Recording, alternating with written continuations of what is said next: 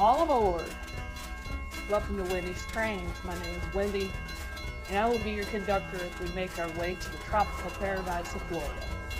Are you settled in? Good. Let's get it. Let's go. Well, we're watching the 98 Silver Meteor. Downtown Sebring, departing the Sebring train station. Standing on a little hill that gives me a great view of the train departing. Crossing arms, lights. Whole 9 yards. A great view.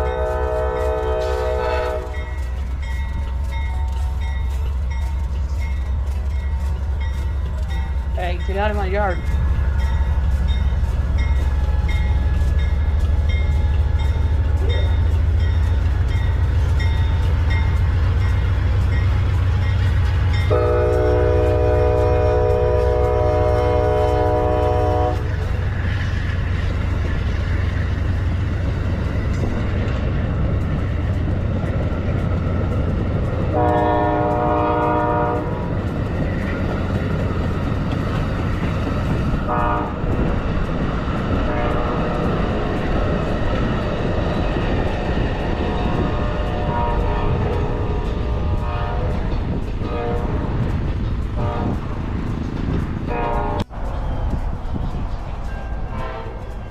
The 98 Silver Meteor making its way into Sebring Amtrak station.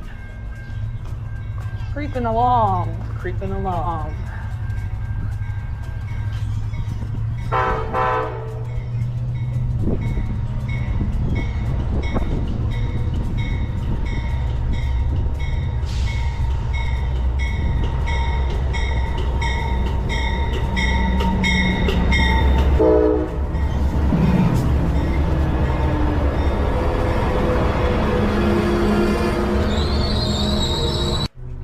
This is the historical Amtrak train station in Sebring, Florida. Station was built in 1906. So if my math is right, that's 119 years old. Been a long time. It is a single track. There is a siding next to it. Obviously, you can see it's not used too often.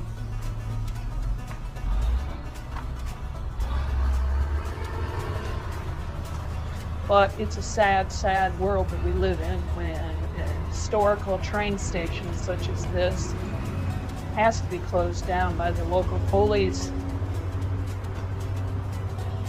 because of squatters, thuggies,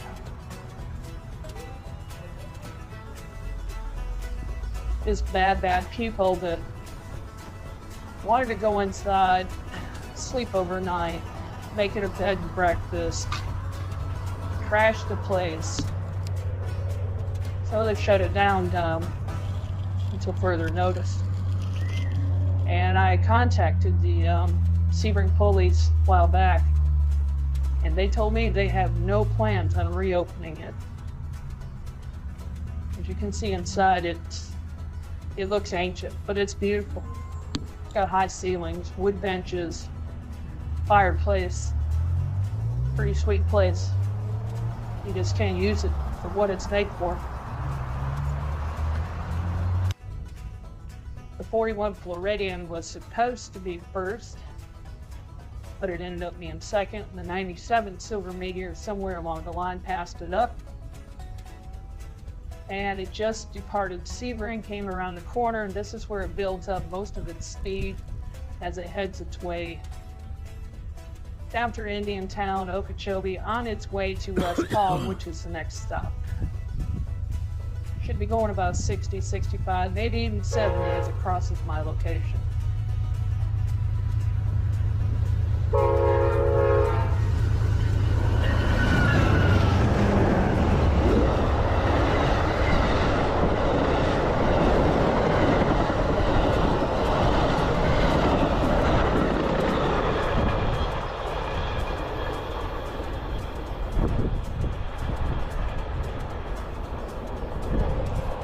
Isn't this just an epic Florida video right now?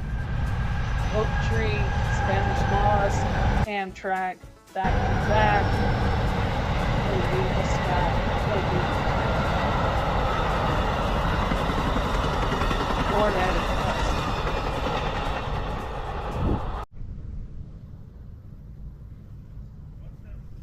best. The 98 Silver Meteor, blazing its way through the beautiful countryside of Florida. Its origin was Miami, the last stop was West Palm, the next stop is Sebring, and then on to New York City to Big Apple. Going about 70 miles an hour past my location as it is breaking down for Sebring Station.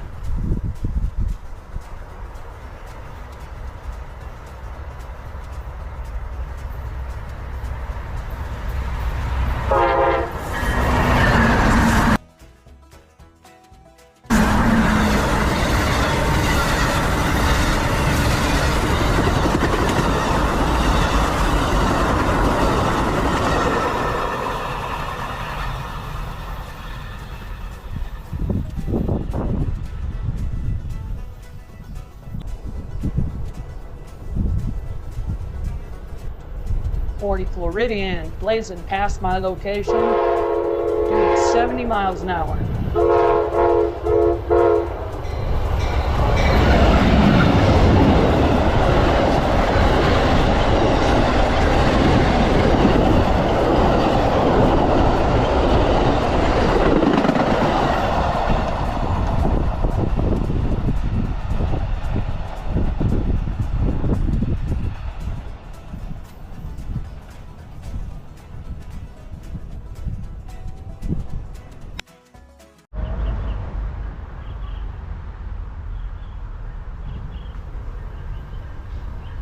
The pride of Florida, 40 Floridian, headed to Chicago. Last stop is Okeechobee. Next stop is Sebring, then Winter Haven.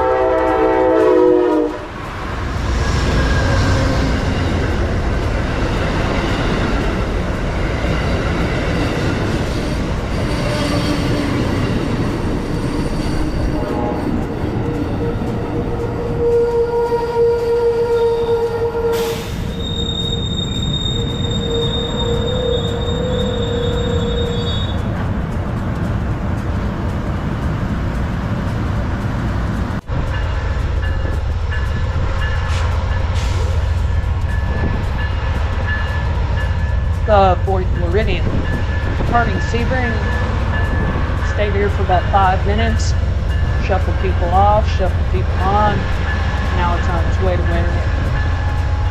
And then all the way up the East Coast, takes a left turn in Washington, D.C., and heads to the windy city of Chicago. What a long trip for this train. Every 12 hours they do stop for a crew change. Alright, go.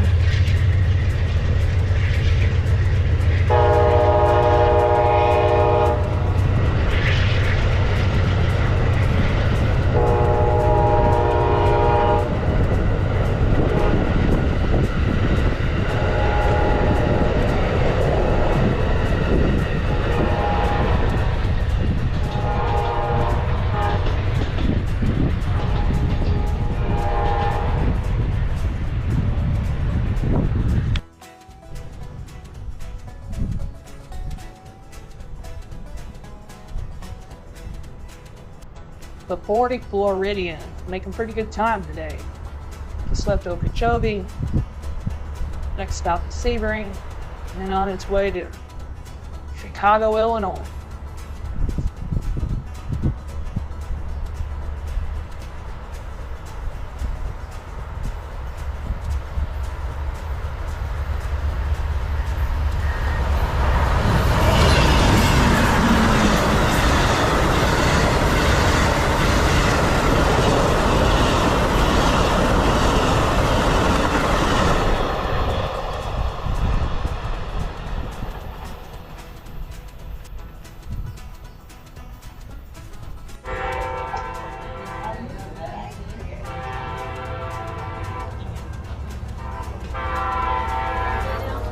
'97 Silver Meteor finally making its way into Sebring. When it hit Warrenhaven, it was 1 minute late. When it hit Sebring, it was 35 minutes late. There's not a whole lot between Sebring and Warrenhaven, but Orange Grove, so I'm kind of curious as to what the problem was, but we'll never know, will we? Okay.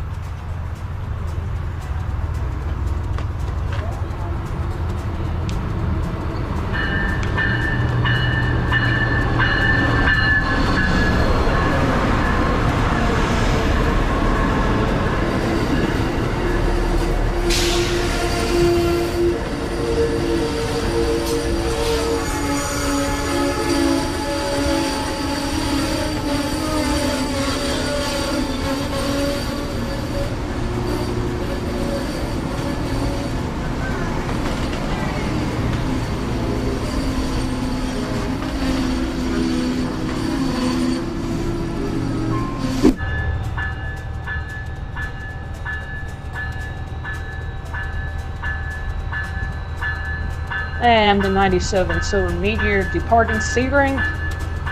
Next stop for the Meteor is West Palm Beach.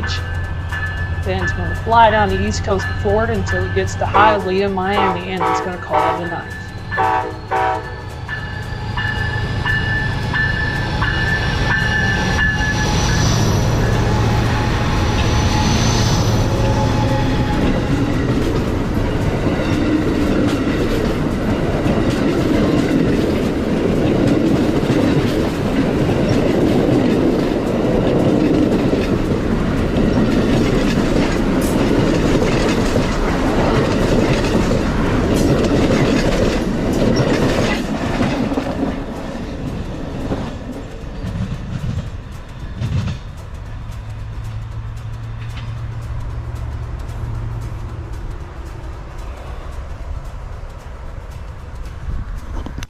'98 Silver Meteor blazing a path through the farmlands and swamps of Central Florida.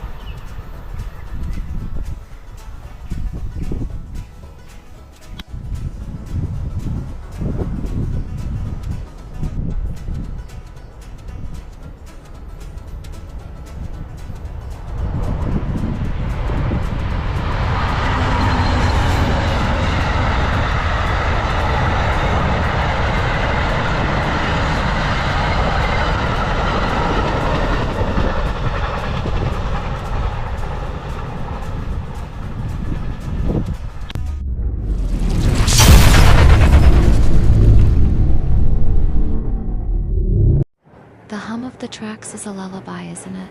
That gentle rhythmic clatter that promises movement, a journey from one place to another. For most people, it's a soothing sound. For me, it's the dinner bell. I love trains, especially the night trains. There's a certain romance to them, a transient beauty, people suspended between their pasts and their futures. All tucked away in these little metal boxers, hurtling through the darkness. And the Silver Meteor Amtrak number 97. Oh, she's my favorite.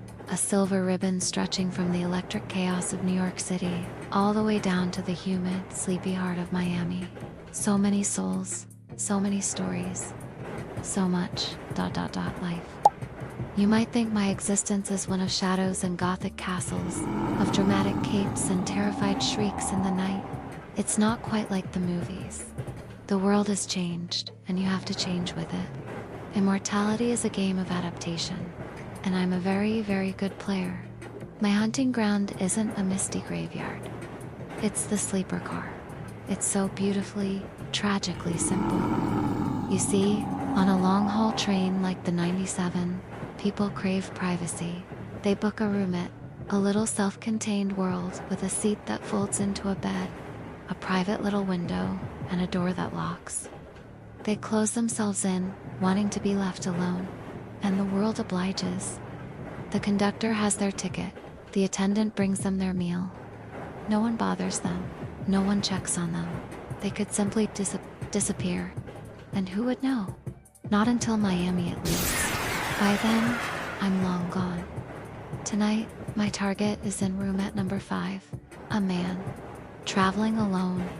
I know this because I've been watching, not in a creepy, peeking through the blinds way. It's more an awareness, a sensitivity to the currents of life around me. I can feel the solitary pulse of his heart, a steady, lonely beat in the symphony of the train. He boarded in Richmond, a businessman judging by the suit. Now, probably loosened, the tie slung over the back of the seat. He's tired. He's had a long week. He's looking forward to the quiet solitude of his little room. He has no idea how right he is. I move through the narrow hallway of the sleeper car, my feet making no sound on the thin carpet. The train sways a gentle rock, and I move with it, a dancer in a very, very old waltz. I don't need to pick the lock. The attendants have a master key, and a little bit of suggestion. A quiet, compelling whisper in the mind, and they are so very happy to lend it to you. They won't even remember doing it. I pause outside his door. Number 5. I can feel his presence on the other side. The warmth of him, the scent of his blood, a rich, coppery aroma that's more intoxicating to me than the most expensive perfume. It smells of iron and salt and life. It smells like home. I can hear his soft breathing, the gentle rhythm of a man drifting into sleep. The train whistle blows, a mournful cry in the Virginia night. It's the perfect soundtrack. My hand closes around the cool metal of the key. It slides into the lock with a soft, oiled click. The tumblers turn. It's a sound that's been the start of so many endings. He won't feel a thing. It'll be a gentle pinprick, a deepening of his sleep. A pleasant dream from which he simply won't wake up. Some might call me a monster, and maybe I am. But a predator must hunt, a lion in the savannah, a shark in the ocean. Me, on the 97 Silver Meteor. We all have our nature. And as the door swings silently open, revealing the man sleeping peacefully, silhouetted by the moonlit landscape rushing past his window, I can only think one thing. Dinner is served. Sound of a train clacking on tracks. Fades slightly to background. Do you ever hear about the phantom passenger on the Silver Meteor? It was 1998, a balmy Florida night, until a conductor was doing his final sweep of the sleeper cars. He gets to this one room at knocks. No answer. Knocks again, louder this time. Still nothing. The door's unlocked, so he peeks inside.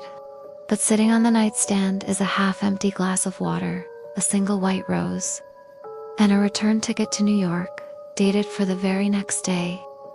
The passenger's luggage, nowhere to be found. He checks the manifest. The room was booked by a woman named Eleanor Vance. He asks the other passengers, the dining car staff. No one remembers seeing her. It's like she checked in, left a few cryptic items, and just vanished into thin air. The train was searched from engine to caboose. They checked every stop, every station. Nothing. Eleanor Vance, or whoever she was gone.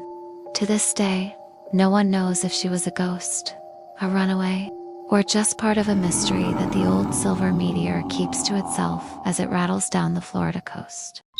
Sound of a distant, old-fashioned train whistle, followed by the gentle chirping of crickets. Florida is famous for a lot of things. Theme parks, beaches, alligators. But what most people do unknow is that it's also home to one of the most mysterious and downright chilling ghost stories in American history. It's a story that's been whispered about for over a century. A tale of a phantom locomotive that still barrels down a track that no longer exists. This is the story of the St. Johns River ghost train. Our story starts back in the late 1880s. A brilliant engineer named Henry Flagler was building his Florida East Coast Railway, carving a path through the wild, untamed swamps and forests of the state.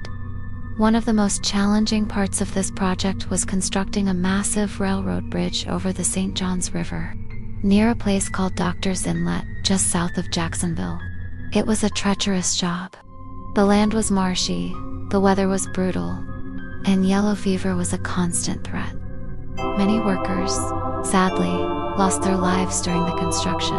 They were buried in unmarked graves right there, along the very tracks they helped to build. Finally, in 1889, the bridge was complete. It was a triumph of engineering, but on one fateful foggy night, just a few months after it opened, tragedy struck. A passenger train was making its way toward the bridge. The engineer, peering through the thick, soupy fog, couldn't see the warning signals. Another train was already on the bridge. By the time he realized his mistake, it was too late. The collision was catastrophic. A massive explosion, a horrific crash.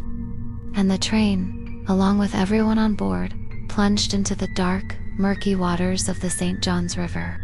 Due to the treacherous currents and the depth of the water, the wreckage was never fully recovered. The train, and the souls aboard it, were lost forever to the river. Now, here's where it gets really spooky. The original wooden bridge was eventually replaced with a modern one. The old tracks were torn up and abandoned, but the train never left.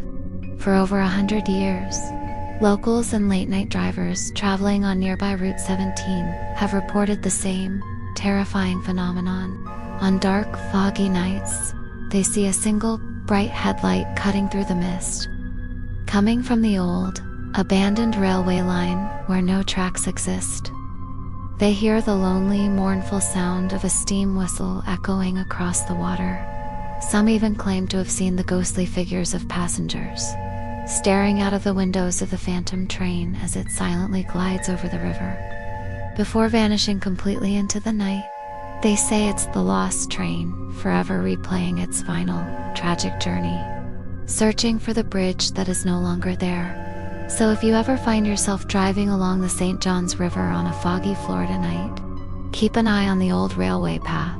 You might just see a light in the distance and hear a whistle from the past. And if you do, you've just witnessed Florida's very own ghost train. Sound of the train whistle fades out slowly. Sound of a train clacking on tracks fades slightly to background. Do you ever hear about the phantom passenger on the silver meteor?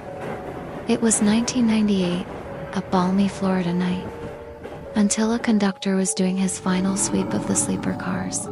He gets to this one room at knocks, no answer. Knocks again, louder this time, still nothing. The door's unlocked, so he peeks inside. But sitting on the nightstand is a half-empty glass of water, a single white rose, and a return ticket to New York, dated for the very next day. The passenger's luggage, nowhere to be found. He checks the manifest. The room was booked by a woman named Eleanor Vance. He asks the other passengers, the dining car staff. No one remembers seeing her. It's like she checked in, left a few cryptic items, and just vanished into thin air. The train was searched from engine to caboose. They checked every stop, every station, nothing. Eleanor Vance, or whoever she was gone. To this day, no one knows if she was a ghost, a runaway, or just part of a mystery that the old silver meteor keeps to itself as it rattles down the Florida coast.